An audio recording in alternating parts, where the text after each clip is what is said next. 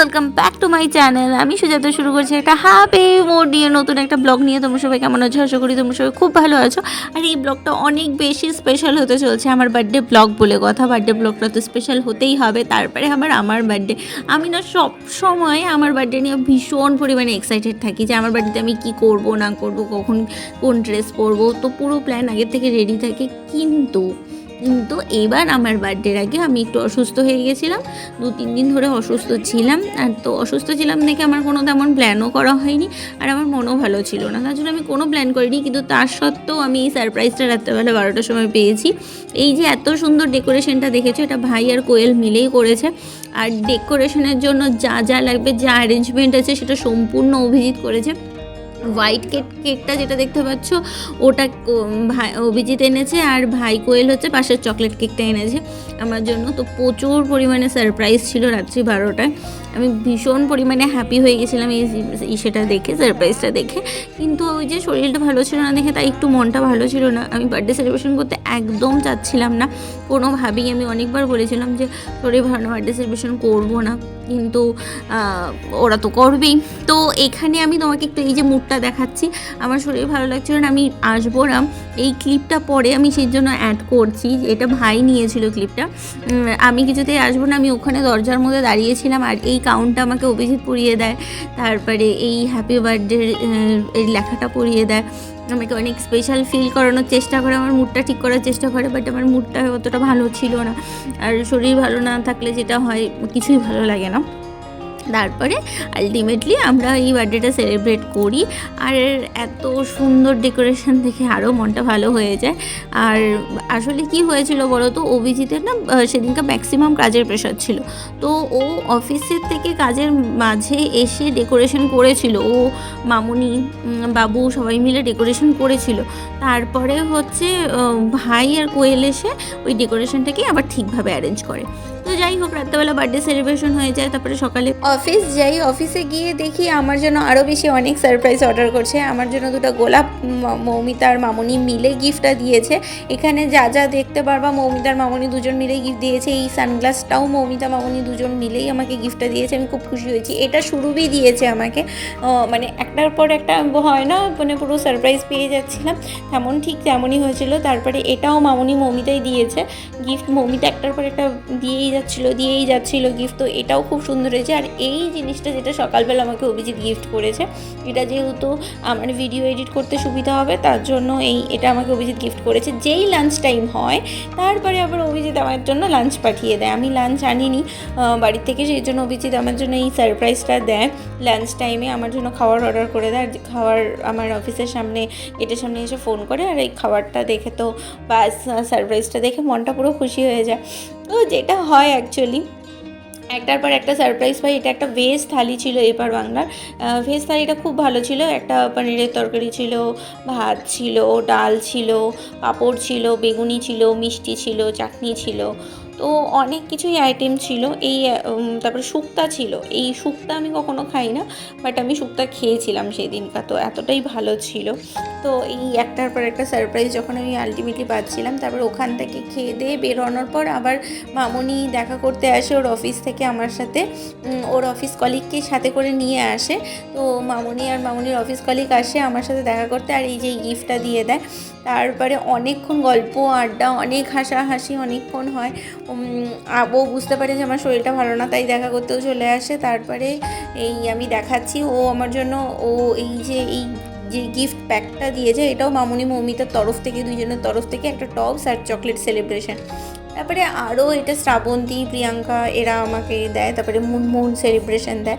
তারপরে যেহেতু আমাদের অফিসে সবাইকে খাওয়াতে হবে, তো কিছু তো আনতে যেতে হবে। আমরা একটা শপে গেছিলাম, সবার জন্য আইসক্রিম কিনেছি, সবাইকে আইসক্রিম খাওয়াবো। তারপরে ওখানে একটা কোল্ড ড্রিঙ্কস খাই, প্রচণ্ড গরম থাকে তো গলা শুকাচ্ছিলো। তো তারপরে আমি আর সুরভি মিলে একটু কোল্ড ড্রিঙ্কস খাই। কোল্ড ড্রিঙ্কস খাওয়ার পর ওখান থেকে আইসক্রিম নিই। যেই দোকানে আইসক্রিম নিতে গেছিলাম সেই দোকানে আইসক্রিম কিছুটা শর্ট পড়েছিল, তারপর আরেকটা দোকান থেকে আমরা আইসক্রিম নিই। তারপর অফিস যেতে যেতে আরেকটা সারপ্রাইজ, ধ্রুবদা আমাকে জোর করে জুডিওতে নিয়ে যায়। জুডিওতে নিয়ে গিয়ে বলে যে তোমার কোনটা পছন্দ, তুমি একটা কুর্তি নাও। আমি বলছি আমি কিছুতেই নিব না মানে নিব না, কোনো কথা শুনবে না। আরও দামি দামি কুর্তি দেখছিলো, যেটা আমার খুব গায়ে লাগে। তারপরে একটা কুর্তি নিই। আলটিমেটলি অনেকটা ঘোরার পর তারপরে সব গিফটগুলো একসাথে রাখি, আমার তো পুরো ডেস্ক ভরে গেছিলো। তারপরে আরেকটা সারপ্রাইজ, যে আমার অফিস থেকে বার্থডে সেলিব্রেশন করবে। এটা সবারই বার্থডে সেলিব্রেশন হয়, তো আমার বার্থডেটাও সেই জন্য সেলিব্রেশন হচ্ছে। এখানে ওই মৌমিতা সমস্ত কিছু কেকটা অ্যারেঞ্জ করছে। করার পর তারপরে আমি ওখানে গিয়ে তারপরে কেকটা কাটি। তো কেক তো আমাদের অনেকগুলো বছর হয়ে গেল, ওখানে অনেক বছর থেকেই কাজ করছি, প্রায় 2018 থেকে কাজ করছি, 18 সেপ্টেম্বর থেকে কাজ করছি। তো হলো অনেকগুলো বার্থডেই সেলিব্রেট করলাম ওখানে। তারপরে এই যে আমি ওখানে বসলাম, সবাই ওয়েট করছিল। আমাদের কেক কাটার জায়গাটা ঠিক এটাই, সবাই ওখানে দাঁড়িয়ে থাকে, সবাই ওখানে কাটে। তারপরে আলটিমেটলি এই যে আমার এই কেকটা কাটি, যখন এই কেকটা কাটি তারপরে গিয়ে আমার শরীরটা একটু ভালো লাগে, মানে অনেকটা লাঞ্চের পর 2:30-3টার পর একটু বেটার ফিল করি। তারপরে অফিসের বার্থডে সেলিব্রেশনের একটা আলাদাই মজা। অফিসের বার্থডে সেলিব্রেশন হবেই, এত বছর থেকে হয়ে আসছে, সবাই থাকে, তো সবার জন্য বেশ ভালো লাগে সেই জন্য। তো এখানে দেখো আমার অফিসের সবাই আছে, সবার মানে সবাই মিলে এখানে আমাদের সিনিয়র যারা আছে তাদেরকে সবার ফার্স্টে কেক খাওয়াতে হয়, তারপর ছোটোদের কেক খাওয়াতে হয়, ছোটো বড় মিক্স করেই খাওয়ানো হয়েছে। এত কিছু মানে এত বার্থডে সেলিব্রেশনের আগে আমি এত অসুস্থ, এত মনমরা, এত মন ভালো না। তারপরে সেখান থেকে তো চলে আসি, তারপরেও যে বার্থডে সেলিব্রেট করি, বার্থডে সেলিব্রেট হয়, এটা একটা বিশাল ব্যাপার। তারপরে মৌমিতাকে বলছিলাম সবাইকে কেক কেটে তারপরে অল্প অল্প করে দিতে থাক। তারপরে সেই কেকের থেকে আমিও কিছু অংশ কাটি। মৌমিতাকে খাওয়ানো হয়নি, তারপরে মৌমিতাকে খাওয়াই, তারপরে ধ্রুবদাকে খাওয়াই। তারপরে দেখো এখানে ধ্রুবদা নাচা শুরু করেছে যখনই দেখছি ব্লগ হচ্ছে। তারপরে সুরভিকে খাওয়ানো শুরু করি কেকটা। তারপরে ওখান থেকে আমরা বেরিয়ে যাওয়ার পর আমি সমস্ত গিফট আবার এক জায়গায় রাখি। এই যে এটা মামনি মৌমিতা গিফট করেছিল, তো এটা হচ্ছে দেখেই আমার খুব ভালো লাগছে। এই দেখো মানে ভীষণই সুন্দর। তারপরে অনেক বলার পর অনেক ল্যাদ খেতে তারপরে রেডিটা হই আলটিমেটলি। তখন বাজে দেখো অলরেডি 10:45 বাজতে চলছে, 9:40 বেজে গেছে। মানে হয় না, আমি আগে বলেছি যে আমরা সব সময় এখন লেটে বেরোই। বিয়ের আগে বেরোতাম যে আমাকে 10টার মতো ঢুকতে হবে, আর বিয়ের পর আমরা বের হই 10টার সময়ই বাড়ির থেকে। তো অফিস থেকে এসে রেডি হয়ে তো লেট করেই আমরা বের হলাম। বের হয়ে ওখানে একটা নতুন রেস্টুরেন্ট খুলেছে লাড্ডু গোপালের ঠিক পিছনের দিকে, গড বলে রেস্টুরেন্ট, সেই রেস্টুরেন্টটা নতুন খুলেছে। তো সেই রেস্টুরেন্টেরই যাওয়ার প্ল্যান করলাম। তারপরে দেখো আমরা আলটিমেটলি রেস্টুরেন্টের সামনে পৌঁছে গেছি। এইখানে পার্কিং এরিয়ায় আমরা যাচ্ছিলাম। তারপরে আমরা গাড়ি পার্কিং করে লিফটের জন্য আমরা ওয়েট করি, আর আমরা যাই। এই দেখো দেখতেই পাচ্ছ আমরা আলটিমেটলি রেস্টুরেন্টের ভিতরে এখন আমরা ঢুকছি লিফটে করে আসার পর। রেস্টুরেন্টটা এই এখানে নাম রেজিস্টার করতে হয়েছে আমাদের দুজনের নাম রেজিস্টার করার পর ওখানে আমরা গেছি। ওখানে নিচের ফ্লোতে তেমন কোনো লোক ছিল না, মানে কোনো লোকই ছিল না নিচের ফ্লোতে, যা ছিল উপরে ছিল।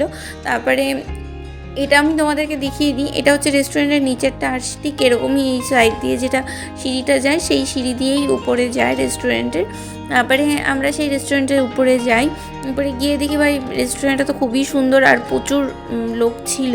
তারপরে হচ্ছে আমরা ওখানে গিয়ে ভাবি যে কোথায় বসবো, অনেকক্ষণ একটু এদিক ওদিক ঘোরার পর একটু এদিক ওদিক দেখার পর তারপরে একটা সিটে আমরা আলটিমেটলি বসি।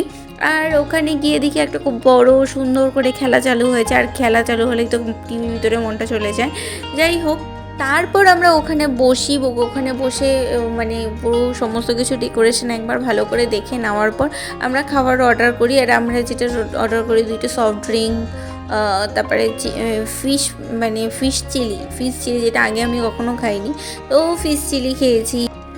এরপরে যদিও দেখতেই পারবে যে আমরা কি অর্ডার করেছি না অর্ডার করেছি ওখানে, কিন্তু একটা জিনিস ঠিক যে অর্ডার করার সাথে সাথেই চলে আসে, মানে সাথে না হলেও অ্যাটলিস্ট 3 মিনিট 4 মিনিটের মধ্যে চলে আসে, তো এতক্ষণ ওয়েটও করতে হয় না। আমরা দুটো যেটা বলেছিলাম দুজনের জন্য 2টা আলাদা ডিফারেন্ট সফট ড্রিঙ্ক, যে তারপরে যেগুলো অর্ডার করি সেগুলো একদম বললাম না সাথে চলে আসে, 3-4 মিনিটের মধ্যে বেশিক্ষণ ওয়েট করায় না। তারপরে আসলে কি বলো তো, যে আমরা যখন কিছু করতাম না, তখন হয়তো ওই আমাদের কিছু টাকা দিয়ে হচ্ছে শুধু মোমো খেয়ে চলে আসতাম। তারপরে যখন আমরা দুজনেই ইনকাম করা শুরু করি, জব করি, আর আমি তো কলেজে পড়তে পড়তে পার্ট টাইম জব করি, তো তারপর থেকে আমি অভিজিতের বার্থডেটা সেলিব্রেশন করি আর সারপ্রাইজ দেওয়ার সবসময় চেষ্টা করি, ওকে ভালো রাখার চেষ্টা করি। ঠিক তেমনই আমার বার্থডের ক্ষেত্রেও সেম। অভিজিৎ সবসময় যখনই ও জবের থেকে ওর কামাই করা শুরু করে তারপর থেকে আমার বার্থডে সারপ্রাইজ দেবেই, সেটা যে করেই হোক। তারপরে সেলিব্রেশন করবে ভালোভাবে। রেস্টুরেন্ট এক্সপ্লোর করতে আমরা দুজনই খুব ভালোবাসি, আমরা দুজনই রেস্টুরেন্টে যাই। এই দেখো, এটা হচ্ছে ফিশ চিলি ছিল আর দুটো সফট ড্রিঙ্ক ছিল। দুটো সফট ড্রিঙ্কই খুব ভালো ছিল। ফিশ চিলি ফার্স্ট টাইম খেয়েছি, ফিশ চিলিও খুব ভালো ছিল। তো তারপরে আমাদের খাওয়া দাওয়া শুরু হয়। আমরা দুজনই হচ্ছে সব কিছু খেতে, মানে বেশিরভাগই বাইরের খাবার খেতে খুবই ভালোবাসি।